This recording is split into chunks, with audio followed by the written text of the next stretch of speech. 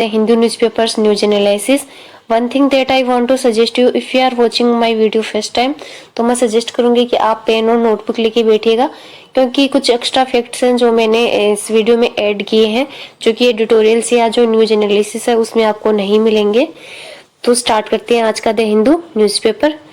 तो जो first news है वो क्रिप्टो करेंसी के बारे में है। तो क्रिप्टो करेंसी क्या है? ये कलेक्शन होता है बाइनरी डाटा का, जो कि डिजाइन किया गया है as a medium of exchange के लिए। और जो इसका पॉपुलर एग्जांपल है वो है बिटकॉइन। और जो इससे रिलेटेड एक इम्पोर्टेंट कमेटी है जो आप ध्यान रखिएगा, वो है सुभाष चंद्र गर्ग कमेटी, जिसने रिकमेंडेशन दी थी कि जो क्रिप्टो करेंसी है वो इंडिया में बैन होनी चाहिए। आगे चलते हैं नेक्स्ट न्यूज की तरफ। तो वो है ओमिक्रॉन के बारे में। तो ओमिक्रॉन एक प्रकार का वेरिएंट है जो अभी निकल के आया है साउथ अफ्रीका में। ये कोविड-19 का नया वेरिएंट है। और जो इंडिया के जो कोविड-19 के वेरिएंट है उनमें फर्स्ट है कापा, सेकंड है डेल्टा। इसके अलावा जो ओमिक्रॉन है उसके बारे में मैंने कल के वीडियो में काफी डिटेल में डिस्कस किया है, तो मैं सजेस्ट करूंगी कि आप कल का वीडियो देखिएगा और आपको इसके लिए लिंक डिस्क्रिप्शन में मिल जाएगा। इससे आगे चलते हैं। तो इसके आगे फेयर प्राइस सोप है, उसके बारे में आज के जो न्यूज़पेपर उसमें मेंशन किया गया है कि जो दिल्ली में जो डोर स्टेप राशन डिलीवरी जो सर्विस है उसके लिए हाई कोर्ट ने बोला है कि वो ऑप्शनल है। अगर जो बेनिफिशियरी है वो अगर इसको छोड़ना चाहता है तो वो छोड़ सकता है, उसके लिए ये कोई कंपलसरी नहीं है। फेयर प्राइस ऑफ, तो a shop which has been licensed to distribute essential commodities to the ration card holder under the targeted public distribution system. तो जो टर्म है फेयर प्राइस शॉप, ये डिफाइन की गई है under section 2 subsection of 4 of national food security act 2013। तो इसके अलावा आप जो पब्लिक डिस्ट्रीब्यूशन सिस्टम है उसके बारे में एक चीज ध्यान रखिएगा कि ये मिनिस्ट्री ऑफ कंज्यूमर अफेयर के अंडर में आता है, जो डिस्ट्रीब्यूट करता है फूड और जो नॉन फूड आइटम है उनको डिस्ट्रीब्यूट करता है, और सब्सिडाइज रेट है उस पर डिस्ट्रीब्यूट करता है। और जो मेजर जो चीजें डिस्ट्रीब्यूट की जाती है वो होती है व्हीट, राइस और शुगर। आगे चलते हैं। तो आगे की जो न्यूज है वो वरवरा राव है करके एक पोइट है जो कि तेलंगाना से रिलेटेड है, जो साथ ही टीचर और राइटर भी है, जिनको अक्यूज्ड किया गया था 2018 में भीम कोरेगांव वायलेंस हुआ था उसके लिए। इसके अलावा इनको बेस्ट क्रिटिक भी बोला जाता है तेलुगु लिटरेचर के अंदर। और जो तेलुगु की बात करें तो वो एक तरह की ऑफिशियल लैंग्वेज है आंध्र प्रदेश की और तेलंगाना की। इसके अलावा जो तेलुगु लैंग्वेज है उसको क्लासिकल लैंग्वेज का जो दर्जा दिया गया था वो दिया गया था 2008 में। और जो तेलुगु लैंग्वेज है उसके साथ ही कन्नड़ लैंग्वेज को भी 2008 में क्लासिकल लैंग्वेज का दर्जा दिया गया था। तो इसके अलावा अगर हम स्टैटिक पोर्शन की बात करें तो जो भीम कोरेगांव जो इश्यू था वो 2018 में हुआ था। उस टाइम 200th एनिवर्सरी थी बैटल ऑफ भीम कोरेगांव, तो उसकी एनिवर्सरी सेलिब्रेट कर रहे थे। तो उस दौरान वो वायलेंस हुआ था जिसमें एक 28 ईयर जो एक यूथ था उसकी जो डेथ हो गई थी। तो जो भीम कोरेगांव जो बैटल था वो कब लड़ा गया था? तो वो लड़ा गया था 1818 में बिटवीन ईस्ट इंडिया कंपनी और Peshwa faction of Maratha confederacy, यानी कि जो पेशवा के जो गुट थे मराठा संघ के उनके बीच और जो अंग्रेज थे उनके बीच लड़ा गया था। और जो भीम कोरेगांव जो वॉर था वो एक पार्ट था थर्ड एंग्लो मराठा जो वॉर है उसका एक पार्ट था। तो जो थर्ड एंग्लो मराठा वॉर है वो कब लड़ा गया था? वो लड़ा गया था 1817 टू 1819 ब्रिटिश और मराठा के बीच में। तो चलते हैं नेक्स्ट न्यूज की तरफ। तो नेक्स्ट है सेंट्रल ब्यूरो ऑफ इन्वेस्टिगेशन यानी कि सीबीआई। तो सीबीआई ये आती है मिनिस्ट्री ऑफ पर्सनल पब्लिक ग्रेविनेंस के अंडर में आती है।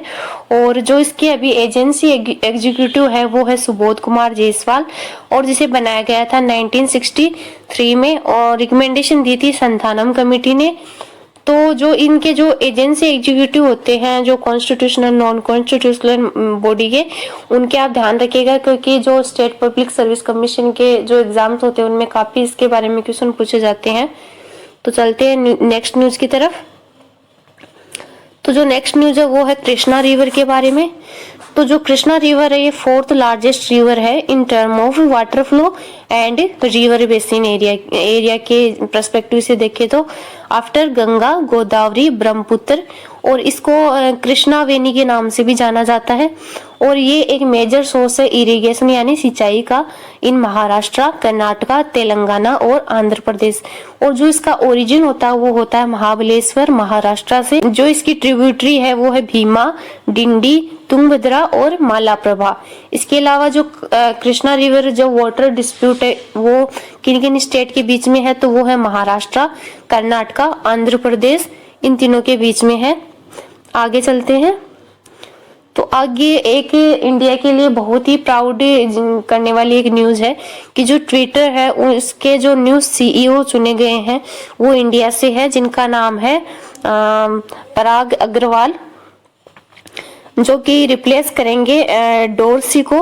और इसके अलावा अगर ट्विटर के बारे में बात करें तो ये एक micro blogging and social networking service है जिसे फाउंड किया गया था 2006 में। और जो इसका हेडक्वार्टर है वो सैन फ्रांसिस्को, कैलिफोर्निया यानी कि यूएस में है।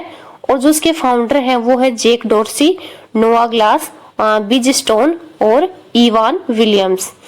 आगे चलते हैं। आगे की न्यूज है ईरान न्यूक्लियर डील के बारे में।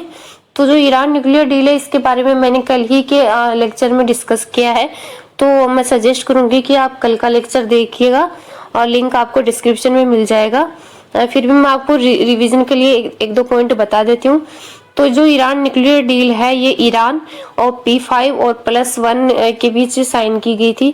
तो P5 कौन कौन थे, तो परमानेंट मेंबर ऑफ UN थे जो इसमें शामिल थे, जिसमें चाइना, रसिया, फ्रांस, यूएस और यूके। और +1 में कौन था, तो वो था जर्मनी। तो ये फैक्ट आप ध्यान रखिएगा। आगे चलते हैं। तो आगे जो है वो एडिटोरियल्स है।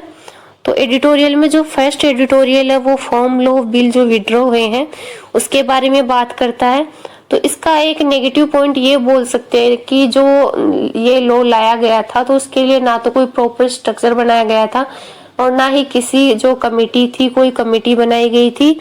और जो सेकंड है वो स्पेस का, जो इंडिया की जो स्पेस एजेंसी है उसके बारे में, और जो वर्ल्ड की जो इम्पोर्टेंट स्पेस एजेंसीज है उनके बारे में बात करता है। और जो इसको लेकर बात करें, जो फार्म लॉ बिल है उसको लेकर बात करें तो एग्रीकल्चर है वो एग्रीकल्चर स्टेट लिस्ट का सब्जेक्ट है। जो इंडियन कॉन्स्टिट्यूशन है उसमें 7th शेड्यूल में 3 लिस्ट दी गई हैं, सेंट्रल लिस्ट, स्टेट लिस्ट और कॉन्करेंट लिस्ट। सेंट्रल लिस्ट में वो सब्जेक्ट आती है जिन पे सेंट्रल लॉ बनाता है और स्टेट लिस्ट में वो सब्जेक्ट आती है जिन पे स्टेट लॉ बनाता है और कॉन्करेंट लिस्ट में वो सब्जेक्ट आते हैं जिनमें सेंटर और स्टेट दोनों मिलकर लॉ बनाते हैं। इसके अलावा आप एक कमेटी है इम्पोर्टेंट, वो ध्यान रखिएगा, वो है अशोक दलवाई कमेटी। यानी कि इस कमेटी ने जो रिकमेंडेशन दी थी कि जो फार्मर्स की इनकम है डबल करनी है 2022 तक, उससे रिलेटेड ये कमेटी है, अशोक दलवाई कमेटी, ध्यान रखिएगा। आगे चलते हैं। जैसा कि मैंने बताया था कि ये जो आर्टिकल है सेकंड वाला ये स्पेस के बारे में बात करता है।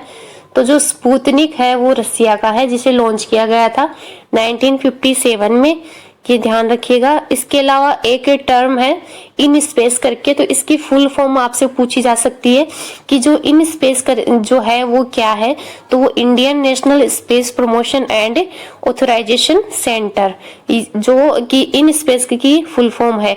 इसके अलावा ये एक सिंगल विंडो नोडल एजेंसी है जिसको एस्टेब्लिश किया गया था to boost the commercialisation of Indian space activity. इसके अलावा जो इंडिया का जो वर्ल्ड लेवल पर जो स्पेस के मामले में जो शेयर है वो है ओनली 2% है। इसके अलावा जो स्पेस एजेंसी है इम्पोर्टेंट जो वर्ल्ड लेवल पर उनमें फर्स्ट है NASA, national aeronautics and space administration, तो वो है यूएसए की। और सेकंड है CNSA यानी चाइनाज नेशनल स्पेस एडमिनिस्ट्रेशन, तो वो है चाइना की। थर्ड है रोसकोसमोस यानी Roscosmos state corporation for space activities, ये है रसिया की। और जो इंडिया की है वो है इंडियन स्पेस रिसर्च ऑर्गेनाइजेशन यानी इसरो, जो कि नेशनल स्पेस एजेंसी है इंडिया की, और जो इसका हेडक्वार्टर है वो है बेंगलुरु में, और जिसे फॉर्म किया गया था वो किया गया था 1969 में। और जो चेयरमैन है उन जैसा आप जानते हैं कि के सिवन इनके इसके चेयरमैन है। आगे चलते हैं, तो आगे का जो आर्टिकल है वो ग्रीन हाइड्रोजन के बारे में बात करता है। जो ग्रीन एनर्जी है, ग्रीन हाइड्रोजन है, वो जनरेट की जाती है एंटायरली बाई रिन्यूएबल एनर्जी। और जो इसमें का एक आप फायदा बोल सकते हैं का, इससे लो कार्बन इमिशन होता है, जो कि जो इन्वायरमेंट है उसके लिए काफी ठीक रहता है कि अगर लो कार्बन इमिशन रहता है तो। और इसके अलावा जो इंडिया का जो एम है नेट जीरो कार्बन इमिशन का, वो 2070 तक का है। इसके अलावा जो 75% ऑफ इंडियाज एनर्जी है वो आती है कोल और जो ऑयल है उससे आती है। इसके अलावा जो एक आर्टिकल और दे रखा है वो वर्चुअल करेंसी, जैसा मैंने बताया क्रिप्टो करेंसी के बारे में दे रखा है। और एक जो दे रखा है वो जर्मनी है, जर्मनी के बारे में दे रखा है, जर्मनी की पॉलिटिक्स के बारे में दे रखा है। और एक है वो चेन्नई में जो अभी फ्लड को लेकर जो सिचुएशन बनी हुई है उसके बारे में दे रखा है। तो ये था आज का द हिंदू न्यूज़पेपर का न्यूज एनालिसिस। वीडियो अच्छी लगे तो लाइक कीजिएगा, शेयर कीजिएगा और चैनल को सब्सक्राइब कीजिएगा।